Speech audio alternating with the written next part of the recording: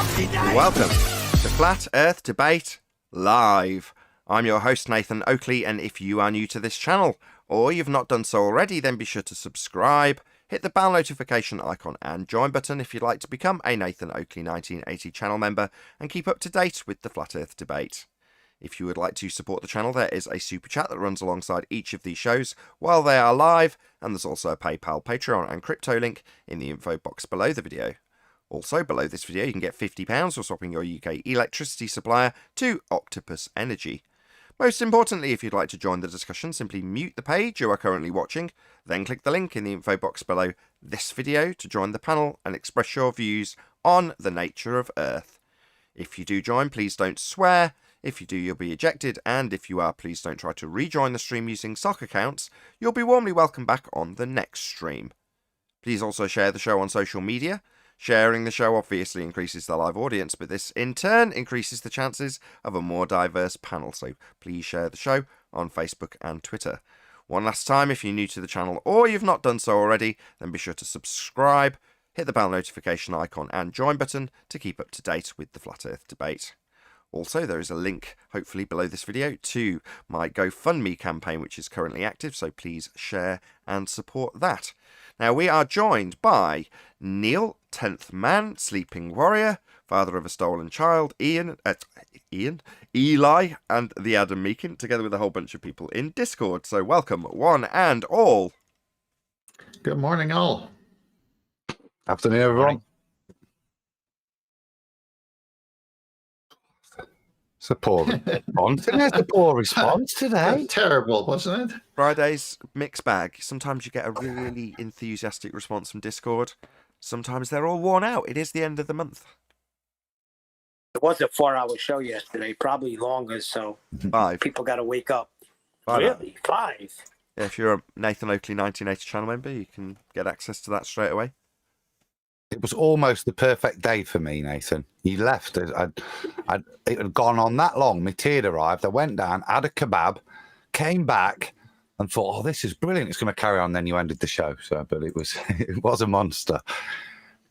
Yeah, it was a very long show. Overcompensating for the fact that I was trying to figure out mechanical faults with the car for the previous day, and there wasn't any show. It was just a repeat. So, me overcompensating. You got a 5-hour show yesterday. I will release it over the weekend. Those of you watching live. So yeah, you will get to see it at some point, but obviously if you're a member, you can watch it right away. So become a Nathan Oakley 1980 channel member now. It was a good example, Nathan, of how the quality of the chat, because there was a lot of us chatting, was at one level, and how it descended to just moronic conversation when the ballers came in. It was very noticeable in that length, because there was such a variety of debates with ballers dipping in with their idiocy. I think if the people listen to that, you'll see it's very apparent where they're at now. They have to descend into ridicule. The conversation's reduced into the absurd. It's ridiculous that they're literally arguing that straight lines are bendy lines, forces that are effects. It's nonsense. And I don't know why people aren't calling this nonsense out, but they seem to be supporting it. It's just stupid. It is stupid, but there we go. That's what we're in. We're in a paradigm shift situation, and there's going to be weirdness. Well, we were talking about why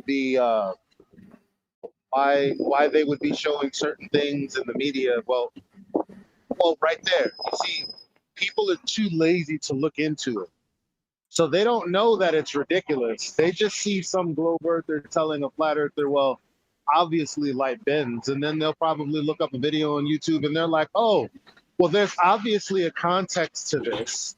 Obviously the flat earthers misinterpreting what they're saying. Like, this is what a normal person would, or you know, the layman, they would come to this conclusion, but not based on information, just based on laziness. That's what they want. Yeah, people do like to be told what's what. That's why when we destroy a paradigm for somebody who comes here, their reaction is typically, at the point of concession or the lack thereof, to demand an explanation for whatever's been debunked that they held true as a belief. In other words, you disprove that the sky is a vacuum, outer space is fake, and they say, what's the dome? You're like, I don't know what the sky is. I just know that your description of a vacuum is a violation of natural law. Therefore, definitely not the case. But I should now become the arbiter of the sky because you have had your paradigm changed? No. But that's what they want. They want to be told what's what. The baller's template has been set for a while, and yesterday showed how they navigate through it. So light bends, but they're saying 7/6R, and someone could go look and see that light travels straight, but when it hits a different medium, something can happen to it. And so there are two different arguments. And yesterday's show, when he's talking about the moon instead of light bending, he's talking about the moon. He came in with a positive claim about the moon, and then later said that we came in with the positive claim of the moon. And then later he held both positions, the positive and the non-positive claim of the said moon. And you can tell how crazy the argument was getting, because he couldn't prove what he was saying with his first statement. So he went to the opposite statement, and you caught him, and it just showed the stupidity of that style of arguing. As we're on the subject, Did any it evidence? result in him trying to be a smart ass, making a double negative as if that then didn't mean Yeah. Yeah, I did, yeah. It was ridiculous. Yeah, it was pretty pathetic. But very entertaining, as much as he was saying, I'm bored every time he got smashed. Yeah. Any evidence of the Yeah, I R think value? Let's I do think a bit of it's fair housekeeping. to say that every single ball Earth person that believes that we live on a sphere, you're either stupid or you are intentionally dishonest. There are no in-betweens. Now, if you've never looked at the topic and you argue, or you take a position from ignorance and you argue genuinely, it's quite apparent because it's quite obvious that you're genuine because you don't come across as an absolute retard. But if you're on their side and you come across like somebody like, well, FTFE, for instance, it's obvious that you're being dishonest. And I don't understand how people like Conspiracy Cats, for example, doesn't acknowledge that he's still outstanding a explanation, a scientific demonstration of gas pressure at a container. I saw him picking on Flatsoid yesterday, for example. And I just said to him, where's the evidence of gas pressure at a container? And what he did was he then ran, and everybody then started defending him by proxy, so that he then could hide, he could run away, and the thread gets lost. It's just interesting how the tactics play out. It's totally dishonest. Well, that's the difference between FE and Globe belief. We have winning arguments. They have tactics. Let's do some housekeeping. Let's rattle our way through it. Any evidence of the R value? Black Swan. Equator line. Next question. Equator line. No. Equator line. Equator line is not giving you an R value, Arwin. It's based on celestial bodies. Calculate it, you will say in response. Can we move on? No. Is it a real line? The only orientation of the celestials that actually it just correlates too much. Okay. Yeah, thank And you. these these celestials, do they actually leave a mark on the ground to create this? Yes, marks of shadow. In the water as well, Yes, marks of shadow. in such a way that someone can measure it over the oceans and everything. No, look, Arwin, if you're going to play Yes. Baldwin, Ocean ball. please don't make Baldwin a bullshitter. Please. Bullshitter. Yeah, don't No, it's say not bullshit. No, this is the last. This is the Stop. last straw. Stop. Right. Right. We now Adam's no asking you- longer have optics. God, But please. there's still. Please. Adam's asking you if it leaves a line on the ground. Right? It doesn't. It's an average of the celestial movements throughout the seasons. There's no line on the ground. The equator is arbitrarily assigned at a certain point on maps. It's not a designatable, physical, actual point on the ground. That's Adam's point. But what you've started to do is just bullshit about it being a line on the ground. I'd prefer you didn't, please. The points will get lost to our own side being bullshitters. There's no need. No. Yeah, there is a need, but because there is a line, it's called the shadow. It's the shadow line. That's what I wanted to get to next. So that shadow then. So it's not the celestial object that's creating it. You're now going to use some piece of equipment to generate an image on the ground from the celestial object. Yes, of course.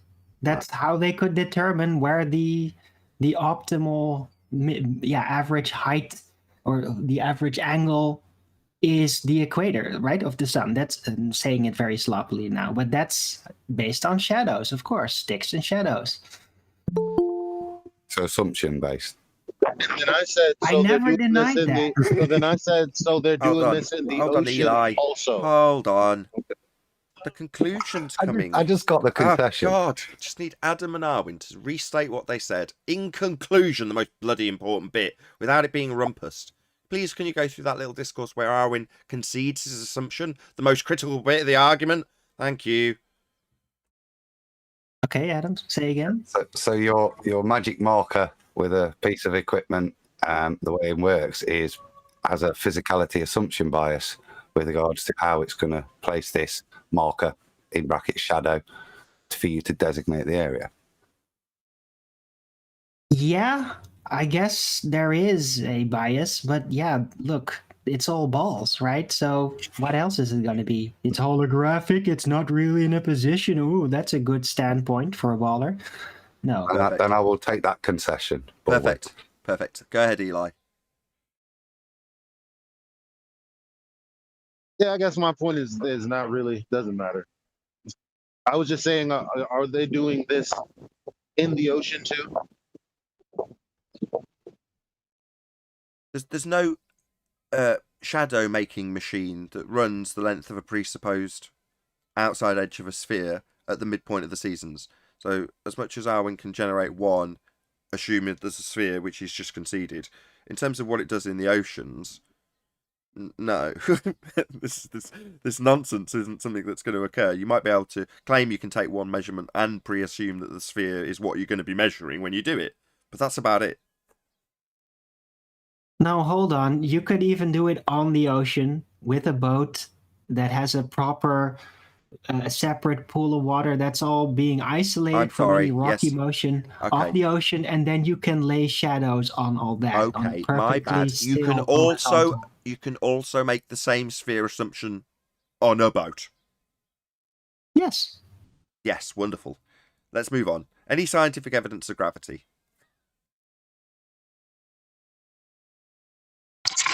Gravity, what's that? All Earthers can't even define it, let alone demonstrate it. I can. Go on then. What's gravity? Yeah, you want to hear it? Okay, well, it's very simple. You got relative density, you got all of that right, and then gravity is originating. It's the original idea of what causes this, and then assuming a ball on top of that to justify the mechanics of the thing that cause relative density to work the way it does. That's wrong. That's 106 years out of date. That's where it originated from. Yeah, it's 106 years out of date. It's not, number one, it's not the cause of anything. It used to be back 106 years ago. What is it, 1915? But now it's not. Now it's an effect described in pseudo-4 space. So it might be its origins, but it's not the cause of anything. Right, so exactly, the effect of gravity. You didn't specify a force of gravity, it's the effect of gravity. You did, you said cause. Cause? Yes. The cause of the alignment of relative density, right? I love it when the opponent gives you an upward inflection with the exact point that annihilates their point. Like it's worthy of rephrasing as a question. Yes, you attributed cause to it. And then when I pointed out, you said, that's the origins. In other words, a concession that you're talking about the Newtonian force, cause of gravity that's 106 years out of date. Yes, now we're back on track. All right. Right, so Einsteinian space-time bending was then conceived of as the cause for the effect of gravity, right? That's wrong. So, no, that's wrong. That's wrong. I mean, it was conceived as a cause for the other cause that didn't have actually any validation. No, so we're just creating causes of crap. Is that what we're doing? It's an effect in... No, that's wrong. Arwin's wrong. It's an effect in pseudo-4 space. It's not a cause of anything. I've just said that. Didn't I just say that? It's an effect of the bending of space-time? Right. The cause in pseudo-4 space is the uneven distribution of mass. That's their claimed cause in this dimension that doesn't exist. That would be pseudo-Ramonian for space. The effect, called gravity, is the bending of space-time. My bad. Can someone show me this, please? Right. No, And the bending of just said- space-time is the actual gravity, Yes. right? Right. And it emerges mass attracting mass, the force of gravity. No. That's what Craig says. That's what some goon says at trench level. I don't know. I find it very appealing every time he brings that up. Oh, right. That's fascinating. Meanwhile, mass attracting mass is 106 years out of date and claimed to be the cause of the described effect. And when asked for evidence in terms of science, which is what we're detailing here, we get the hypothesis formulation: if mass, then mass attracts mass. And then a finger pointing in the direction of a non-experiment made by Cavendish. As I say, CV Boys, Reverend John Michel, Cavendish gravity, falsely and incorrectly attributed to Newton, is 106 years out of date. Now that cause is no longer the cause in the current gravity, which is Einstein's gravity. It has the cause in this pseudo dimension as the uneven distribution of mass, and the effect being the bending of space-time. But So if no it's 100 demonstration. years plus out of date, why did they still teach it in schools? That doesn't seem very out of date. Yeah, and I would Still never right show if there. they didn't. That's why we're here, Arwin. Baldwin. So Arwen, is time a physical thing or is it a concept? And how do you bend it if it's not physical? Well, time is just like mass, right? It's an extracted thing. That's What? a yes. That's a yes, 10th. Yes. There's another problem too. What's that, John? Well, the assertion that F equals G, M, the center of M1 times the center of M2 over R squared will require a measurable radius. Oh, we covered that first, didn't we? Bumholes, Arwin. Bumholes. Wait, what?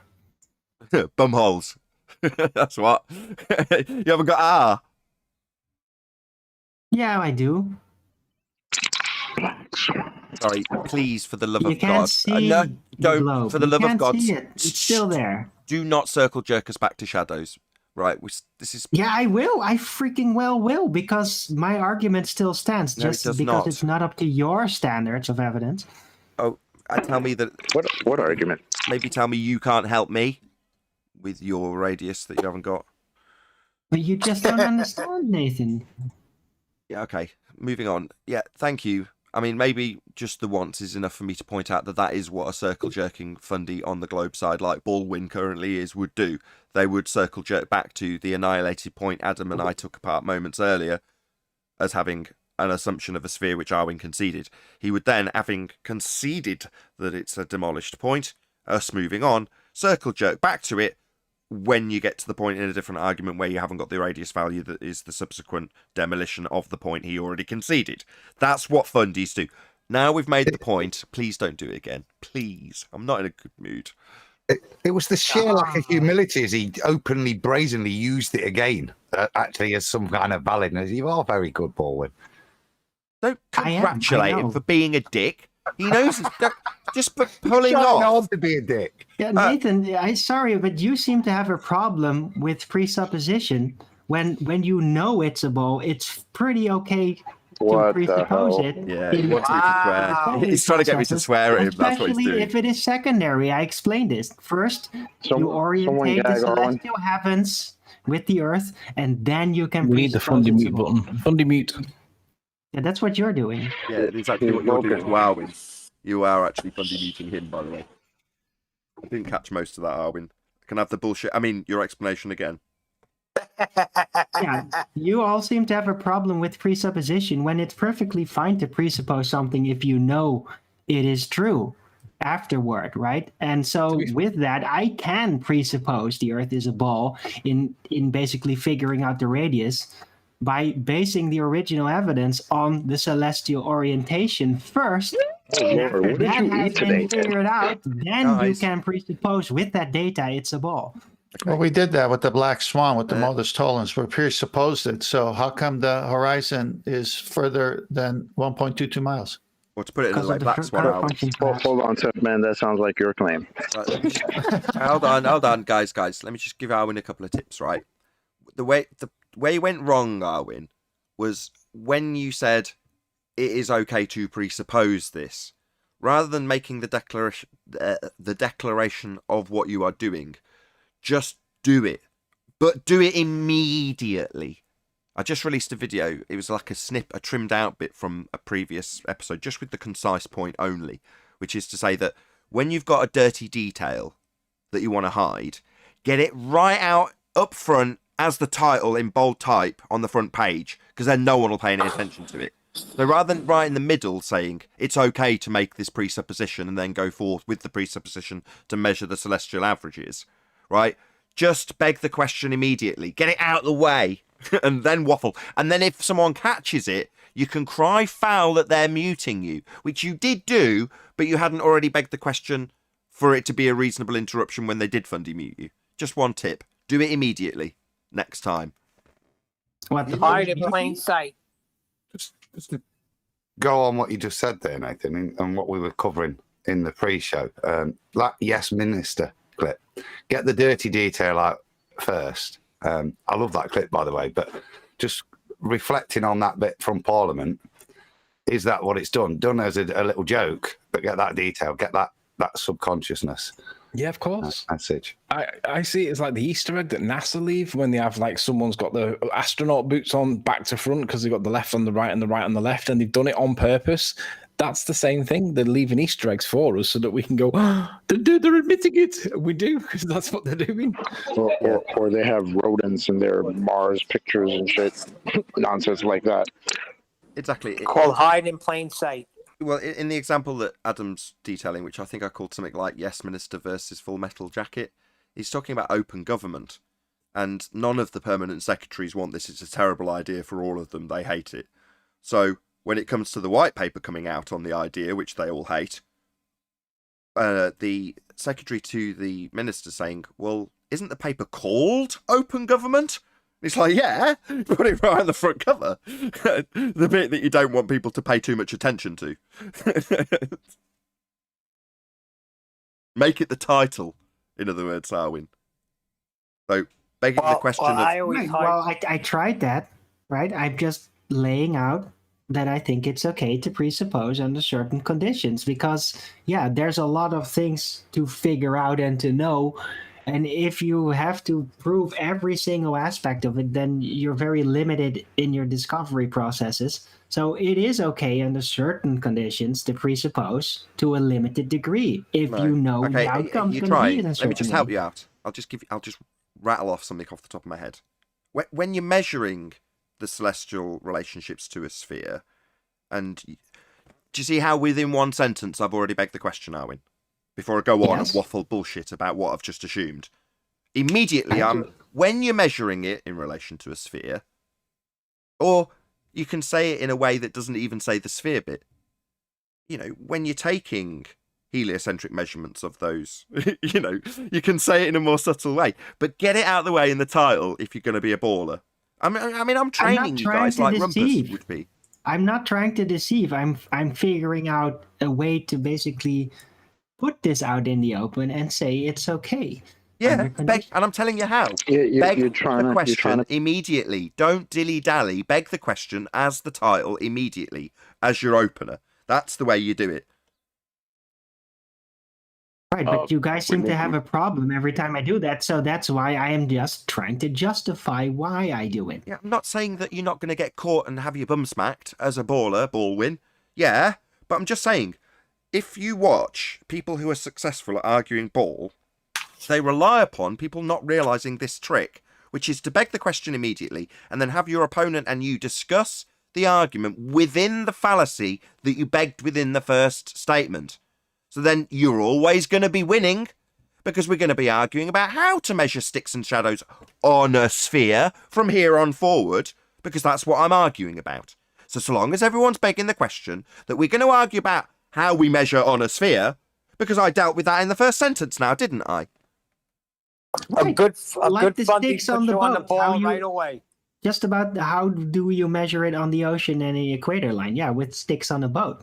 Exactly. Equator, there you go. The word equator, that's a ball assumption. Not necessarily. It is. When you're measuring the equator, you've begged the question immediately, just with that statement. Why?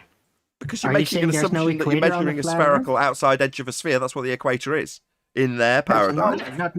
No. That's not necessarily true. That's only. Oh, check once it you out. engage Check in it all out. assumptions. Check it out. Arwin's now going to pitch what? My fucking argument back to me. Yeah. Yes. Thanks, Arwin. Yes, Baldwin. Yeah, the most irritating thing you can now do is parrot back my argument to me like it's your ball defense. Yeah. Now you're on fire. Thank you. Right. But that's why I said originally, like the ball presupposition technically comes secondary, right? What's the Because difference first you have between celestial orientation. That could work on a flat Earth too, you know. We have What's an the equator on a difference flat Earth between- too.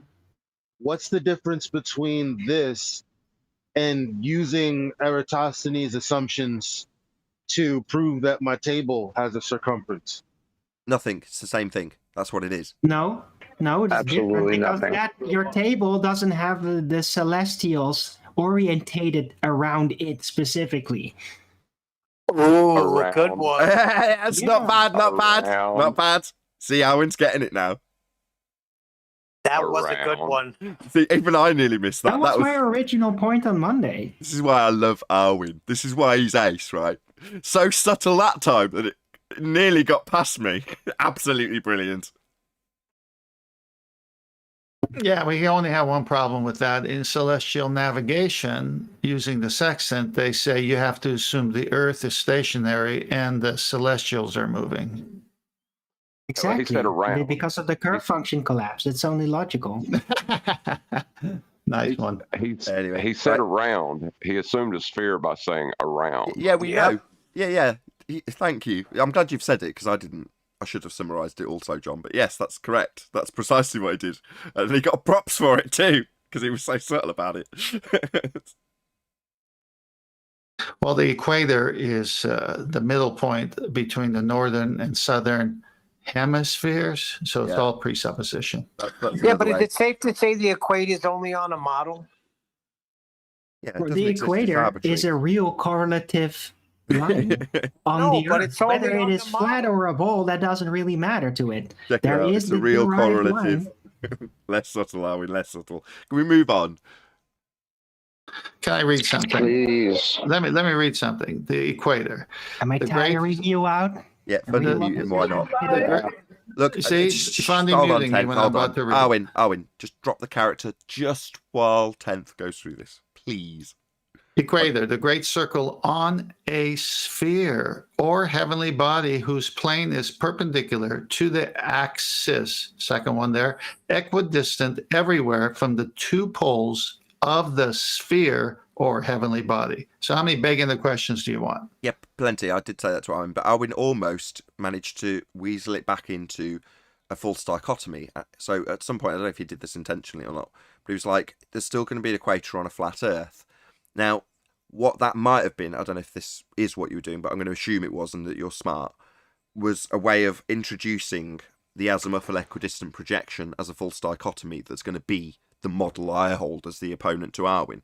So he's juxtaposing it and saying, look, there is a circle on this globe projection, which I won't mention, and that's your model, by the way. I'm going to burn it later. So there's an equator on this too. You know, you don't mention any of that stuff that I said with the evil voice. But that's what I think Arwin was doing when he said, well, there's an equator on a flat Earth too. That's very smart. You're almost there, but I actually kind of meant it from any perspective, because even on a rectangular looping Earth, there's also an equator line, because an equator line is a celestial-based phenomenon. Like, yeah, it's a line derived from celestials, really, no matter what the shape of Earth is. These Not such a, yeah, that's not going to get... Hold on. That's not going to get balmy.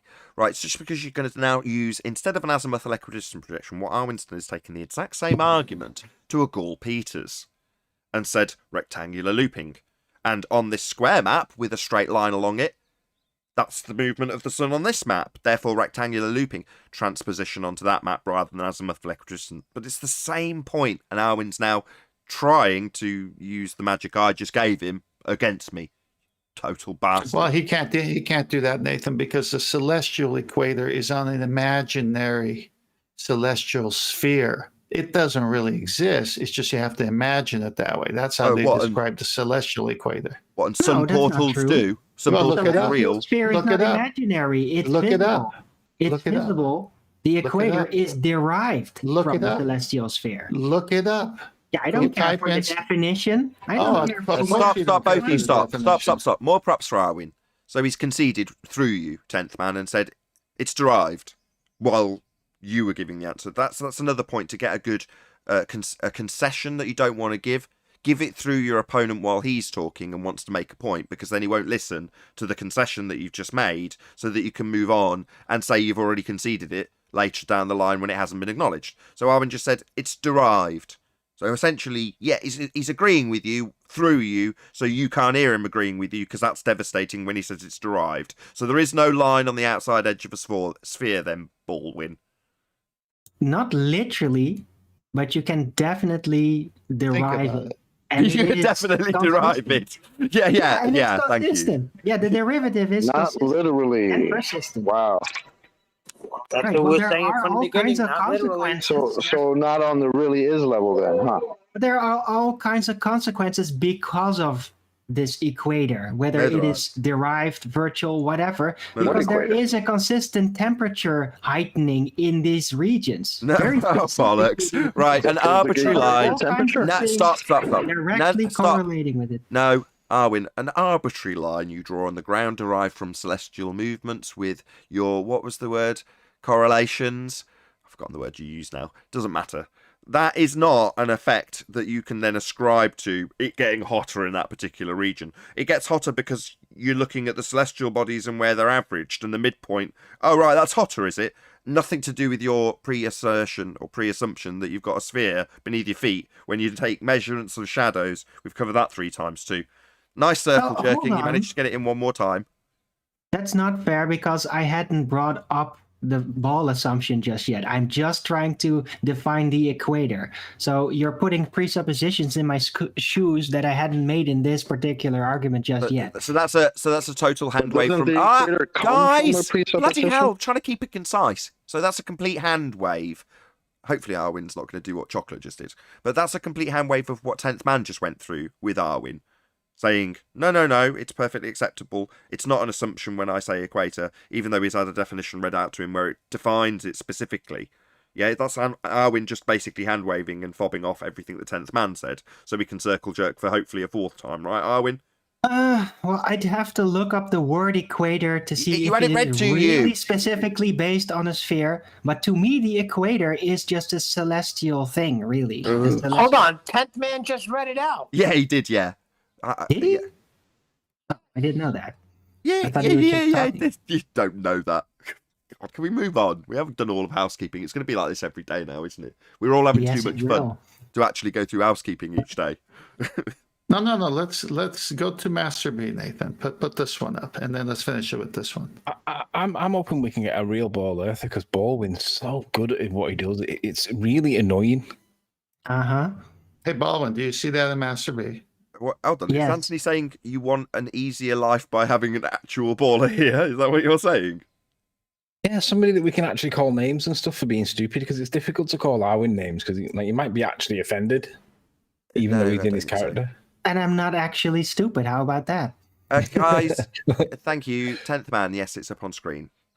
Yeah, as you can see here, it says, what is a celestial sphere? In astronomy and navigation, the celestial sphere is an imaginary sphere of arbitrarily large radius, concentric with the Earth. So you have to assume the Earth is a ball to even work with this.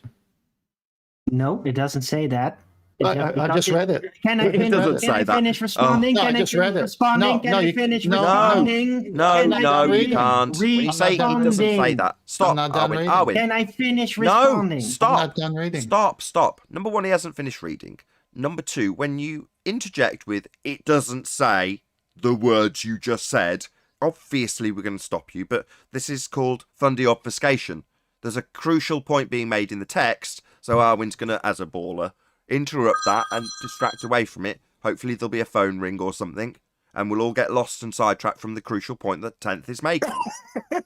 No, I'm just being exact. So don't straw man me with that. I'm just reading it. You're talking through me, are you? That's it. Also, bleat about being talked through while you carry on the obfuscation tactic, even though you've been told off for doing it, having it pointed out how it's being an obfuscation tactic that Baldwin's using. Once you've had that pointed out, completely ignore that you're subtly being told to shut up and do it again. Right, Arwin? I'm going to do it again until 10th man shuts up. And until the point's lost entirely, I'll do it indefinitely. Yes, we know the ball tactics, and you know them well also, Arwin. Yeah, thank you very much. But can we actually hear 10th man read out what's on screen? That would be really, really good. Also, no, wow, I shout don't out want to him to read it out. I want to finish. Well, while Arwin's going nuts, I'll just read out this super chat. So shout out to DazCon333, who sent me £50. Wow, what a massive super chat. Really appreciate your support. And also Plain Decoded, who's joined as a member. Thank you very much indeed to both of you. Run away. Run away. Run away. You prevented me from responding, which is run away. Yeah, run now Arwin's claiming that he's being prevented from responding when in fact we haven't actually got through the full text that's on screen waiting to be read by 10th man. So it's actually the victim is Arwin. I mean, obviously, him trying to respond in the middle of something being read out is really us muting him. Right, Arwin? He did a good enough job to get Neil to kind of have to shout out. You're doing a very good job, Owen. You got Neil's go up. He came in unnecessarily. Oh, but you ran away. Right. So can I respond now? No. So ignore me for the third time. I know why, because he's talked through every word of it. He's full on in character at the moment while I'm talking. This is what's going on in the Discord server. Oh, it's not Discord, it's G+. That's what's going on. Total fundy obfuscation going on in G+ by Baldwin. Man, he's taken this character a little bit too far, by the way, audience. I want to say something. When you step out of the ring. Sphere Earth in the text. Not when you step out of the ring, celestial sphere, and the only sphere in which the Earth. When you step out of the ring, you run away. You lose the match. Only you step it's out not of the literally described as an Earth being the ball. All right. When you stepped out of the ring, you ran away. Sphere. You're I don't want this. Big-head boomer, dude. I want you to read it again, 10th, because he's saying it didn't say what I heard it say. Yeah. Listen to the first time you read it. Okay, he Arwin. wasn't even listening. Can I just speak to Arwin for a second? Okay, we've had 4 or 5 minutes of this solid. Now, while I appreciate that a baller would drag this out potentially for 2 hours, I'd prefer if we did just get the bit that you're denying where it says sphere, and you're saying it doesn't say ball. Earlier you said it didn't say sphere, and originally you said it doesn't say the word you just said. Now, can we drop the act just to get it read, please? There's no sphere Earth.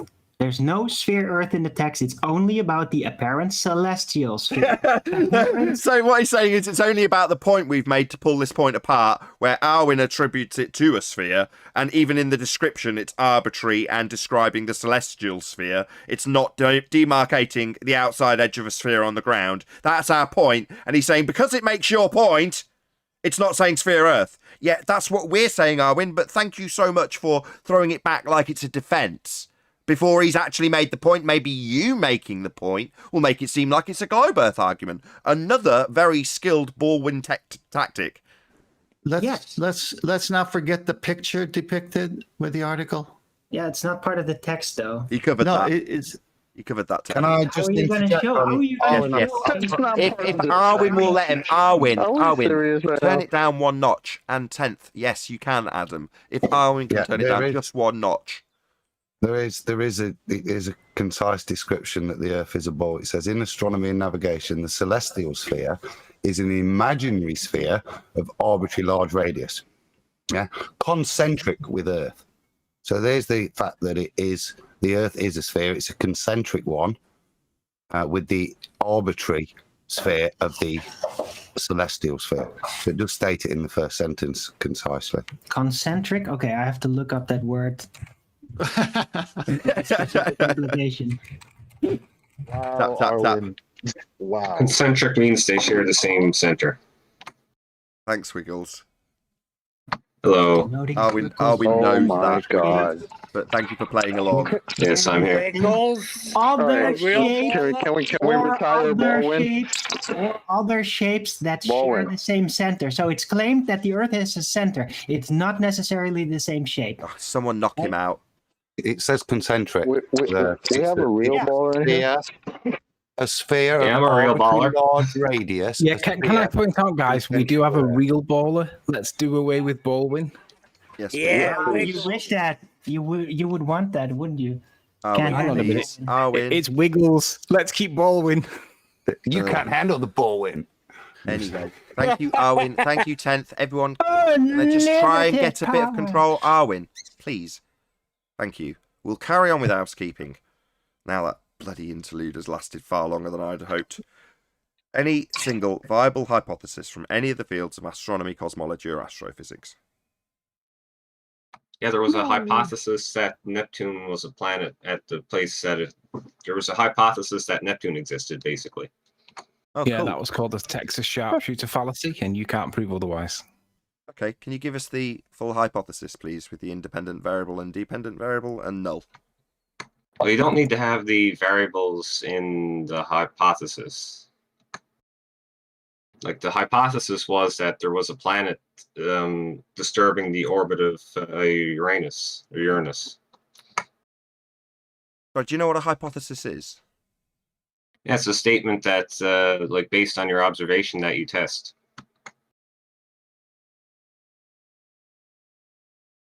Based on your observation that you test what? What's that? Detail what a hypothesis actually is. So far, you've said it's an observation of what? That's not a hypothesis. So the observation was that there was a disturbance in the orbit of Uranus. I heard that. I heard that 3 times. I'm asking you what a hypothesis is. Like a statement that you can test to, like a statement that you make that you predict that you might come back and modify after you do experiment. That's the word, prediction. So it's a prediction. What's it predicting? A hypothesis, specifically. I'm not sure I understand your contention. I'm not sure you know what a You're not hypothesis sure is. what a hypothesis is. Correct. So we're trying to ask Okay. It's a what is question. guys, can you not tell that I am talking to Wiggles, Wiggles is talking to me? Can you guys not figure that out? Thank you. So you don't know what a hypothesis is, Wiggles. What are the 3 constituent parts of a hypothesis? Isn't your answer going to be the answer you're looking for is like an independent variable, a dependent variable, and a control variable? Is that what you're looking for? Excellent. And in this hypothesis that you have presented, what are the independent and dependent variables specifically? Well, the independent variable, I guess, if you're looking at this, would be time, and the dependent variable would be the radius of Uranus's orbit. Sorry, orbit is a begging the question fallacy. That's an assumption that it's falling around another body. So no, it's not going to be part of your hypothesis. Your independent variable is a concept. Time? Sorry, how are you going to vary time? You can't vary and manipulate time. It's a concept. So this is nonsense and definitely not a valid hypothesis. So that's the end. Thank you for that nonsense, Wiggles. You don't know what a hypothesis is. Okay, so you don't like that they discovered that was Neptune, some nonsense. fine. Hypothesized the existence of a planet, and they confirmed their hypothesis by pointing their telescopes there and analyzing the data that they got by looking at the sky. That's not how you confirm and validate a hypothesis. What is the process of Yes, it hypothesis? is. What is the process of hypothesis validation? What's that called? Experimentation. And what do you do in an experiment? I guess you collect, you do observations, collect data, plot your variables against each other, Sorry, plot variables against each other? What's a variable? A variable is a term that is a symbol to represent the value of a quantity that can vary. Like, for example, Oh, so length it's can so be it's something that varies then. So it's something that you Yeah. vary. Yes. Oh, right. And you can vary and manipulate time. Can you, Doctor Who? So you can manipulate time by just waiting. Like, you wait and it's a different time, and then you can measure something that varies in time. What are the 3 specific fundamental parts of an independent variable? The 3 specific parts of an independent variable. What makes an independent variable an independent variable? Yes, it's the one that it's the one that you let vary. I'm not sure I understand your question. Sorry, it's the one that you vary as the researcher. So, Doctor Who, how are you varying your claimed independent variable of the concept of time? Conceptual. Something you cannot show me, something that has no physicality, and something you definitely cannot vary. Do you want to tell me again that I just don't like your pummeled horseshit hypothesis that doesn't have a variable you can vary to see if it causes the effect? It's the end of your argument, by the way, Wiggles. Okay, so you don't like it. I think we're not going So it's back to I don't like it. No, you have been pummeled. Keep telling yourself that. Sorry, you think you can vary and manipulate the concept of time? Should we do this 5 times with you telling me, well, you just don't like my concept that I vary? You can't vary time. It's a concept. Part of that aren't you getting? That's what you gave as your independent variable. For it to be valid by an experiment, you'd need to vary that variable. And you can't. It's a concept. Do you want to tell me that maybe I can just believe I've won? Again, for the 3rd time, that would be. I kind of want to move on because there's another... You want to move on from the pummeling you're receiving here, do you, Wiggles? No, little boy. Your trousers have been pulled down and now you're getting a smack bum. We're not going to move on. You're lost. You claimed you had a hypothesis. You don't, Wiggles. It seems that you thought you could vary the concept of time because obviously you're Dr. fucking Who. But what you want to move on, you'd prefer not to be humiliated by a flat earther for your lack of understanding, your total lack of scientific acumen, and your claim that you can vary time. You stupid boy. Thinking time is not an independent variable. It's a concept, you stupid boy. Are you a Time Lord? Can you vary time, Wiggles? It's a concept, you clown. Time varies itself for it. Oh, does it now? So it's a physical thing that you can vary and manipulate because you're Doctor Who? No, my friend, it's a concept. Like, there's no, like, time knob varies or... itself, so there's no knob that you you're can not turn to varying change the time. experiment, right, Wiggles? Yeah. We didn't get to what makes a variable a variable. We didn't get to that. He doesn't know. Want me to tell you what makes a variable a variable? Because you don't know. Time. Okay, what do you think makes a variable a variable?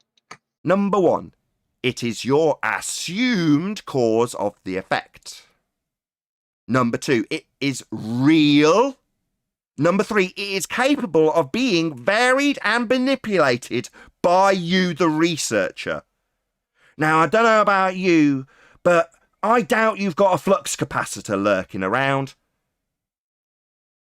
So all those physics experiments where physicists make time... So time's not an independent variable, you total clown. You were wrong, Wiggles. How long... You can ask me a few questions. Just concede your error. Time is not something real, capable of being varied and manipulated, or the assumed cause of anything. Do you understand that? Okay, so you don't like... Good! Sit down and shut up, you dumb globe-believing moron. Time's not an independent variable. Now sit down and shut up. So I have another hypothesis for you. You didn't have a first one, you stupid dick. I mean another one. You didn't have one in the first place. Do you want to say that you've got a second when you didn't have a first? Yeah, so my hypothesis is that Earth is not flat. That's not even a hypothesis. It's got no independent variable or dependent variable. You have no idea what you're babbling about. Oh, yeah, there's variables in there. Sit down and shut up. Part of that don't you Oh, 'cause understand, clown? Do you think It's like do you think that's your time to respond? Do you think sit down and shut up means keep jabbering because you've been humiliated? Babble on indefinitely, have another crack of the whip. It means shut up. That means don't respond. I came here, I had some. Oh, so keep babbling, clown whose claimed time is an independent variable. Sit down and shut up, you're a clown. Part of that don't you understand? You've been defeated, humiliated. Not I'd like another go. Not I've got another hypothesis, not conceding that the one you gave wasn't a hypothesis. And time isn't a variable. You haven't conceded any of that. Now you're going to be told to sit down and shut up, Wiggles. And you will do it, or I'll indefinitely humiliate you by pointing out that time's not an independent variable, and only a globe-believing fuckwit like you, Wiggles, would claim that, because you're a stupid clown. So sit down, shut up, or I'll indefinitely point out that time's not an independent variable, you stupid idiot. I'm just laughing at you. Laughing at me claiming that time's an independent variable when it isn't, you stupid clown. You're going to laugh at me, are you, clown? You're laughing, but you came in here and said that time manipulates itself. How are you going to manipulate are you the Earth? serious? Okay, so Nathan, You I being came serious in here with us? because I had an argument that the Earth is not flat, and I've been looking for flat earthers to respond to my argument that the Earth is not flat. So you just presented an argument, I responded to it, ripped you a new asshole, and now you're moving on without a single concession. Think what you want to think. So No, time's not an independent variable. That's not a thought. Yeah? It's not a feeling. It's a fact. You cannot vary and manipulate time. Do you want to maybe back... Obviously, it's just my feelings that time's not an independent variable. Show me time. you can measure it with a stopwatch. So do you want to... you think a stopwatch is you varying and manipulating time? No, that's a stopwatch. Wiggles. I'm Yeah, going to it's assert looking that more- your claim about Neptune was a Texas application of the Texas sharpshooter fallacy. Do you know what the Texas sharpshooter fallacy is? You'll have to refresh my memory. It's like when you look at data and you just pick random data and then make a claim about that random data. Like you shoot at a wall and then one target randomly hits the bullseye. Do I have it, or I think that's what it is? You shoot at the wall, and then whatever is the best shot group is where you hang your target. Yeah. I'm going to say that they already knew about Neptune, and I'm going to say that I know when they knew about Neptune. So do you want to tell me when you believe that they discovered Neptune, and we'll see whether it's consistent with your claim? Well, you can Google it. It was sometime in the 1800s, I believe, wasn't it? By who? I forget. I'd have to look it up. Go ahead. We'll wait. And in the alternative, if you don't know and you do concede that you're not sure, that's fine. But I'm going to say that it's a Texas sharpshooter fallacy until you can demonstrate that it's not. Because if you can't, it is a Texas sharpshooter fallacy because they discovered Neptune by random ages ago, and it wasn't based on maths. It's false. It's a wrong claim. Also not scientifically valid in any way, shape, or form, or a valid. No, I don't think it's any fallacy because they didn't know there was a planet there, and then they did. That's my point. That is my point. They knew about Neptune. It was discovered way before the claim that the mathematical model that they were applying was actually applied. They knew about it way before then. So it is a Texas sharpshooter fallacy. It was discovered by Galileo Galilei, and it was discovered about 200 years before the mathematical model was applied, for which your claim is based on, where they used maths to calculate where Neptune would be discovered. That is application of the Texas sharpshooter fallacy. Also not science. I don't. No, Galileo didn't know it was a planet. He thought it was a star. Who cares? He discovered something, and that is the thing that he discovered. So meanwhile, not science. Meanwhile, not a hypothesis. Meanwhile, it is a Texas sharpshooter fallacy, and you need to concede. You won't concede, but we can all demonstrate that it is because they already knew about it before the maths was applied. December the 28th, 1612, and again on January the 27th, 1613, according to Galileo.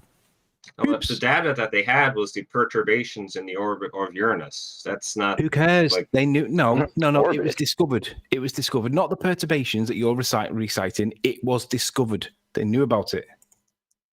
Meanwhile, it's not a valid hypothesis, which is what we were asking for. So let's move on. Well, I don't know. I wanted to move on even to know what what my a argument that the Earth is not hypothesis flat. Nathan, I'm quite willing to force him to concede both of his points. Let's not move on. Okay. I think I've already made the points I want to make. I wanted to ask you guys about my argument that the Earth is. Sorry, what you mean Really? is let's not continue this discussion where you lose badly. Because you've already made your points, which have been pummeled, but you don't want to concede. No matter what argument I make, you're just going to say I lost, so that's not interesting. Sorry, is that what we did did? lose. Or did Galileo we both... discovered Neptune before the maths was applied, that you're relying on to claim that it was a science model, a science experiment. Galileo had already discovered it. It is Texas sharpshooter. You need to admit that you're wrong. Galileo thought it was a star. He looked at something, he saw it, and It's a shit what he thought it was. It's not relevant. It's also not science. The reason I came here was that I had a... You came here and claimed this, and we took it apart. Now you want to give a different reason why you came here, rather than conceding. Actually, my motivation wasn't about this thing I've just been pummeled on. I had a different motivation, which I'll now detail, given that you've pummeled it and I haven't conceded it. So we know what your motivation was. You made a claim. When we asked for science, you haven't got any, though, Wiggles. Because the ultimate reason I came here is because... the ultimate reason, you've already given us a claim. We've already pummeled it. Anthony's gone through it and pummeled it with a different angle, and now you're going to tell us what your ultimate claim... Maybe now tell me what your overriding ultimate claim was, rather than addressing what I've just said about what you already claimed and we have already pummeled. So moving on isn't going to be what you do now, Wiggles. So, do you guys think the Earth is flat? Don't ask us what we think when you've just been pummeled about your claim begging the question orbits that aren't science. We're not moving on, you slippery little bastard. Why not? Because you've been pummeled, and you are so scummy that you refuse point blank to actually concede where you've been pummeled, how you've been pummeled. You'd rather just say that I've got a new point I want to make. It is actually my ultimate point, because the point I made initially that we took apart, I don't want to talk about how badly I lost with my claim of an independent variable of time, which it isn't, and how it's science, which it isn't, how it was discovered in the 1800s, which it wasn't. Everything you've said here is wrong.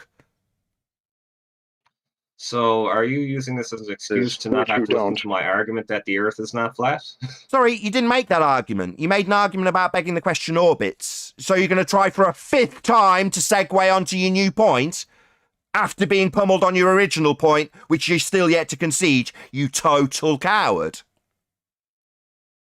Oh, because the reason I came in here is because No. I don't want you to continually tell me what the reason is. We've heard your claim, pulled it apart. We don't need a justification for a different reason why you came here, or a new claim that we should defend. You piece of shit. What's happened is you've been pummeled, Wiggles. So just to move on... Yeah, you laugh it up. We're not moving on, Wiggles. You're a slippery little bastard with a globe belief. You came here thinking you got science and you haven't. And you just want to move on because you're a total coward. So I have an argument that the Earth... I don't give a fuck what you've got. I don't care. What part of... We've already taken apart your first claim, and you are still like a coward, yet to concede where you are wrong about it being science, where you're wrong about it being discovered in the 1800s. When are you ever going to concede what you have got wrong, you thicko? Are you really this stupid? Do you need to move on so desperately because you can't face the fact that you're wrong? How does this make you feel, Wiggles? I mean, how does this cognitively process for you when you're wrong and just need to desperately move on from your errors? Well, I'm not wrong that time is an independent variable. Time is definitely not an independent variable. It's a concept. You want to just argue this again because you're a coward. So circle jerk like Baldwin did. Keep going round asserting the same thing that's been pummeled that you just want to move away from. You'd rather just make it as a baseless assertion now and then move on. We've pummeled that and pulled it apart. It's not real. It's a concept. It cannot be varied and manipulated by you, the researcher, and it definitely isn't the presumed cause of any effect. It's not real. It definitely doesn't qualify on any level as being an independent variable. You're wrong.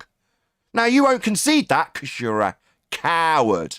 Now, maybe make it as a baseless assertion for a fourth time. Go ahead, Wiggles. Tell me how it is a independent variable again.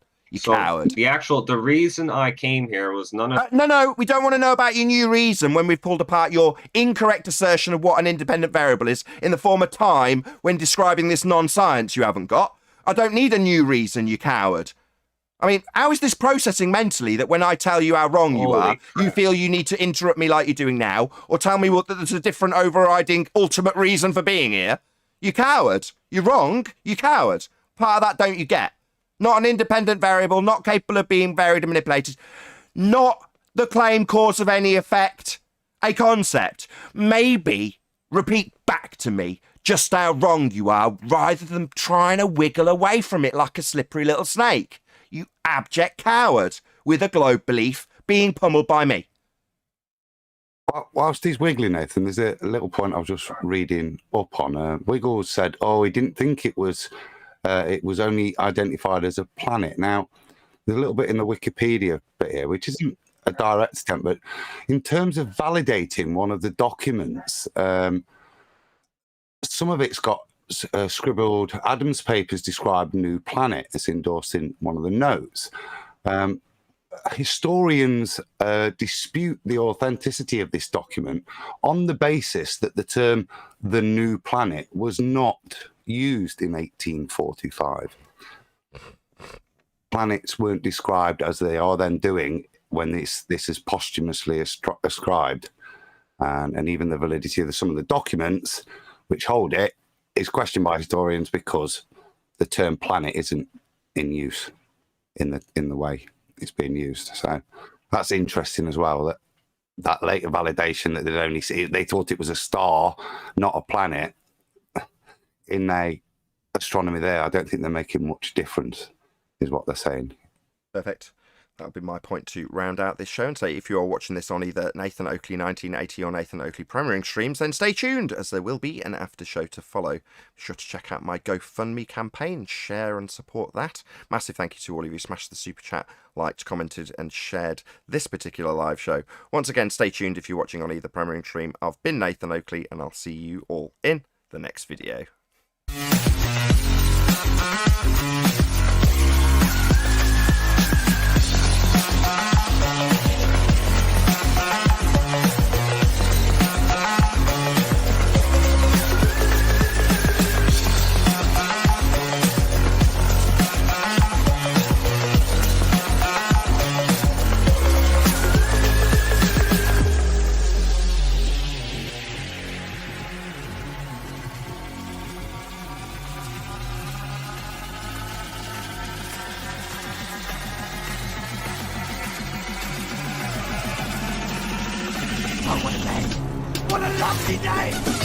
Shout out to Shatner's Bassoon for hitting the super chat. He says, another Wiggles toe tag.